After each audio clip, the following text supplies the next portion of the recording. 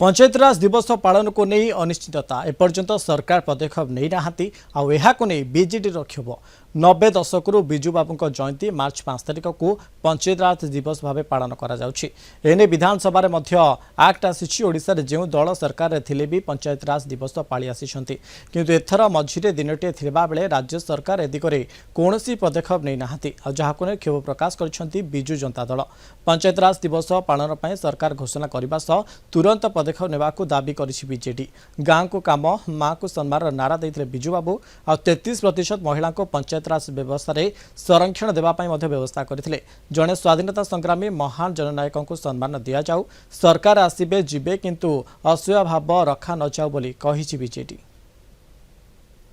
जड़े महान जननायक को एवं तांकर जो पंचायतराज में दिवस को जो ओडिशा विधानसभा एक्ट पारित करथिला एवं गला 90 दशकर प्रारंभ ये अनुष्ठित ये बिजु बाबूर जयंती रे पंचायतराज दिवस एपरिक सरकार तापर जाइए अन्य सरकार आसिले भी ताको पालन करी आसिछंती किंतु एजाए दुखर कथा जे 5 तारिख दिन आ मात्र रहिला 2 दिन आज काली कौन सी सरकारी निष्पत्ति दि जाए पंचायतराज व्यवस्था रे पंचायतराज दिवस किभली पालन हम जिलापाल मान को एजाए निष्पत्ति कि तार कम्युनिकेशन किछि दिया जाए नाही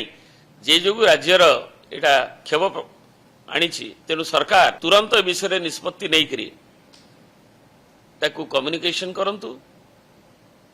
एवं तुरंत जो भली भाव रे ता द्वारा पंचायतराज प्रतिनिधि मानकर गाँ गहली रे जो क्षोभ ता दूर हम एवं बिजु बाबू भली नेताजी दल मतर ऊर्धरे पंचायतराज व्यवस्था जी शक्तिशाली करिवारे महान भूमिका नहीं थिले तांकु यथार्थ सम्मान हो। मार्च 5 जो दिन ये जाति जन्म देइथिला से महापुरुष को जी भारत वर्षर केवल अगस्ट विप्लवर योद्धा नथिले तीनोटी देशर स्वाधीनता आंदोलन रे जी जीवन को तिल तिल कर दग्ध करथिले ओडिशा को नवनिर्माण रे तांकर भूमिका एवं पंचायतराज व्यवस्था महिला मानकर प्रति तांकर जो अवदान